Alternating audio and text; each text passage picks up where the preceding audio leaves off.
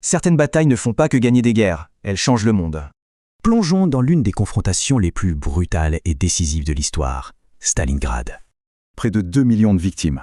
C'est l'une des batailles les plus sanglantes jamais vues. Alors pourquoi cette bataille a-t-elle tout changé sur le front de l'Est? Avant, la Wehrmacht semblait inarrêtable. Après Stalingrad, c'est le début de sa longue retraite. Mais pourquoi Stalingrad? Qu'est-ce qui rendait cette ville si cruciale à l'été 1942? Le plan allemand, l'opération Blau, visait surtout le pétrole du Caucase. Les premiers succès sont fulgurants. Hitler est tellement confiant qu'il croit l'armée rouge vaincue. La ville est devenue bien plus qu'un objectif, c'était un symbole à prendre, à tout prix. Et puis, la guerre entre dans la ville. Et là, tout bascule dans l'horreur. Les Allemands arrivent le 23 août, pensant plier l'affaire avec des bombardements massifs.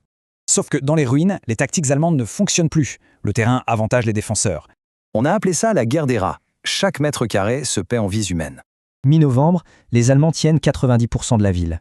Ils ont presque gagné, mais ils sont épuisés. Et pendant qu'ils s'épuisent dans les ruines, les Soviétiques préparent un coup de maître. C'est l'opération Uranus.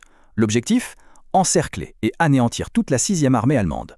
La tactique est simple mais géniale. Frapper les flancs faibles pour encercler le noyau dur. Le 23 novembre, la pince se referme. Près de 300 000 soldats sont pris au piège.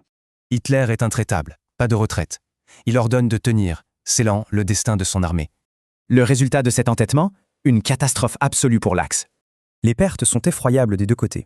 Les alliés de l'Allemagne, eux, ne s'en remettront pas. Sur les 91 000 qui se rendent, à peine 5 000 reverront leur pays. Une fin tragique. Voici les dates clés. Du début de l'assaut en juillet à la capitulation en février. 6 mois d'enfer. Reste une question, ce sacrifice a-t-il permis d'éviter un désastre encore plus grand pour les Allemands? Alors, on se penche sur une autre bataille? Dites-le dans les commentaires.